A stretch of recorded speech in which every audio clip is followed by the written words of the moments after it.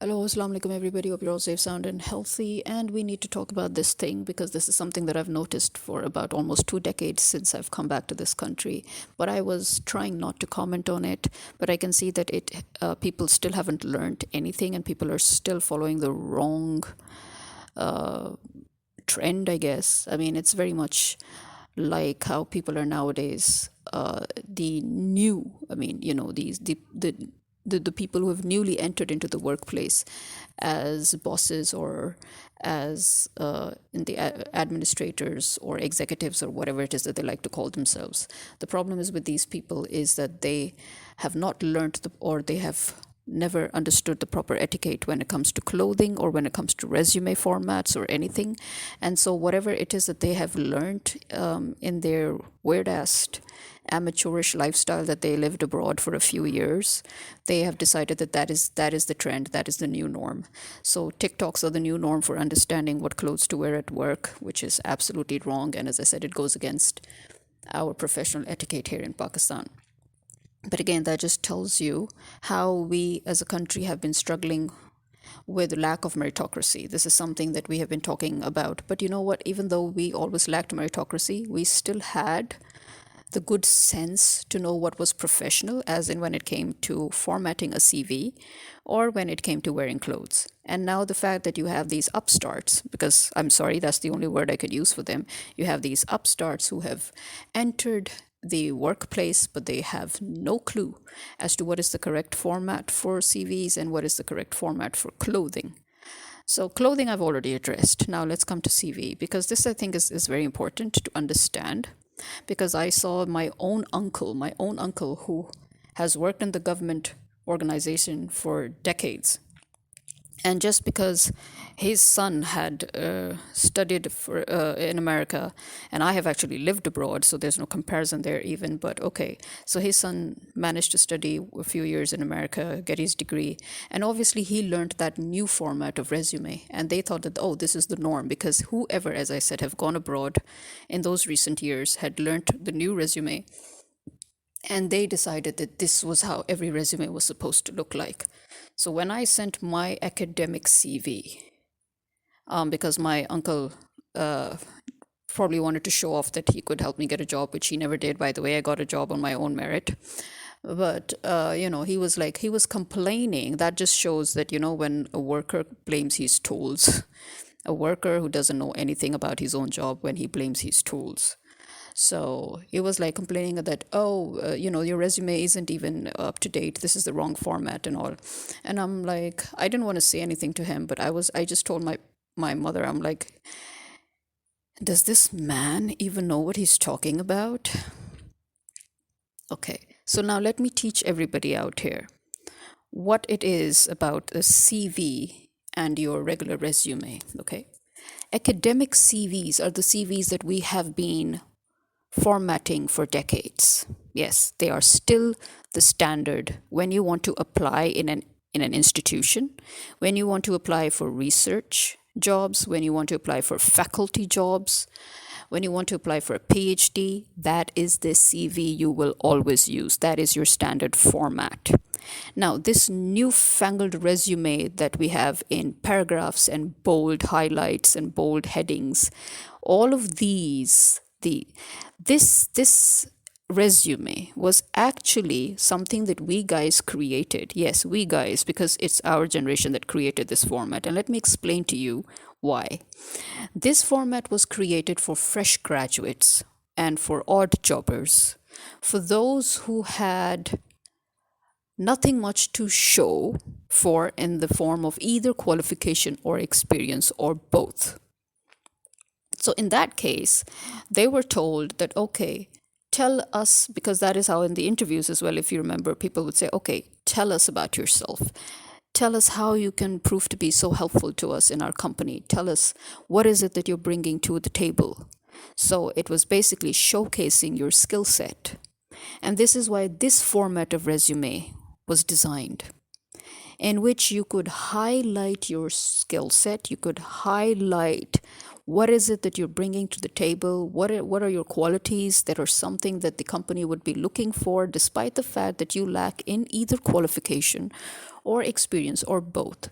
And so this resume was now the classic format used for amateurs, for odd jobbers, for entering into the retail market, for fresh graduates looking to enter into their field.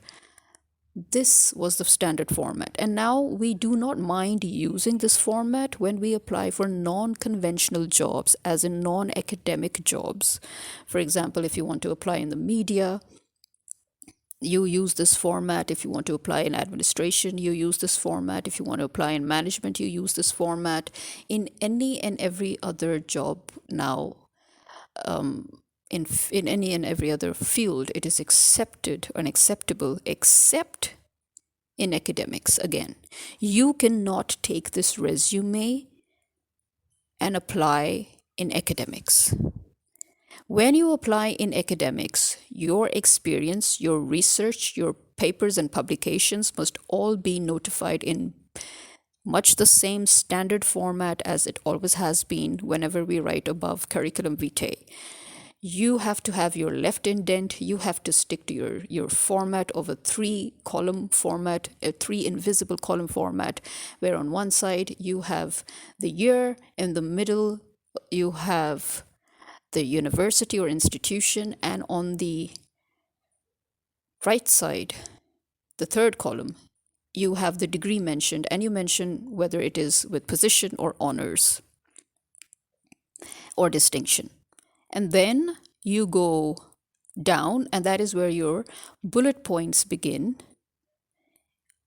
which is more or less not exactly bullet points, but they're bullet points formatted in the form of a short, to the point paragraph. And that is your experience. Your experience will come in bullet points, but before that, in your very short, you can do either a short 2-liner, or you can do a simple bullet point where you just write that you're computer literate. And if you have more to add to it, that is when you add your bullet points of what kind of literacy you have in this field, again, if it is extensive. And then you add if you're a native English speaker, for example, or if you have multiple languages to your novel, wherever. That is where you highlight that. And then you go down and you give the heading experience. And under the experience heading, you give bullet points in which you mention each and every place that you have worked on in chronological order, starting from the latest and going down to the oldest. And then you have your papers and publications, which again comes in semi-bullet points or bullet points, up to you, whichever you find comfortable, but they have to be to the point. And that is where you can use your semi-paragraph style too. And then if you have anything special to add, any note after you add work activities, social work, maybe it can be hobbies, whatever it is that you, again, the same format where you put that heading above, and then you give your semi-bullet points or your 3-liners or whatever. The point is that there is a standard format of the curriculum vitae, academic curriculum vitae, that you have to follow, and it is the decades-old format, and it hasn't changed. And you can still find the templates online if you ever need to, and you will see that it hasn't changed for decades. That same CV that we've been formatting for more than 30-40 years is exactly the same for academics. If you want to use your highlighted resume, paragraphic version, then that is not for academics. You can use it for non-academic job applications, but you cannot use it for academic. And the thing is, again, you are not supposed to mention extensively your skill set in your academic CV, because your job experiences themselves say it all. If you still want to mention it, you can mention it as a side note right at the end, in that notes option where you want to add some things that you feel they need to know but is not covered in your standard format. Then you can just write a note at the end and highlight whatever it is that you need to highlight over there. But you do not write such things in your standard academic CV, no. The reason why I'll remind you, the reason why you showcase your skill set and why you showcase your qualities in your non-academic, paragraphic, semi-ranting or semi-rambling sort of a resume is because that was designed again for those who still have to make their mark in their field, who are still at an entry position in their field, or who are fresh graduates, or who do not either have the necessary qualification or the necessary experience, or who have a little bit of both. And they know that if they do not highlight what it is that they can offer, they can be passed by.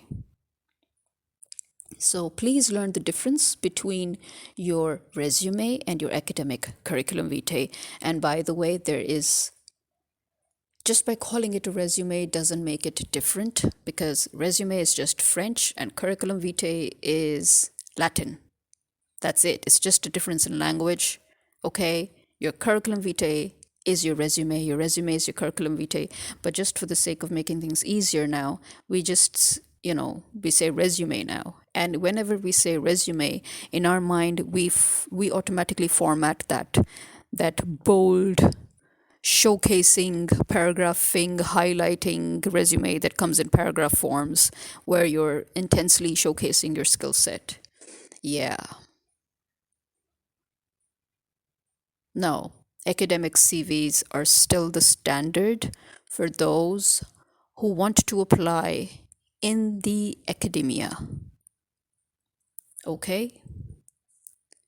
Again, that kind of resume will only work if you're applying in the academics, if you're a fresh graduate again, who hasn't yet had experience and you want to make an entry. That is how it is treated and that is how it is looked at. And this is me signing out. Khuda Hafiz.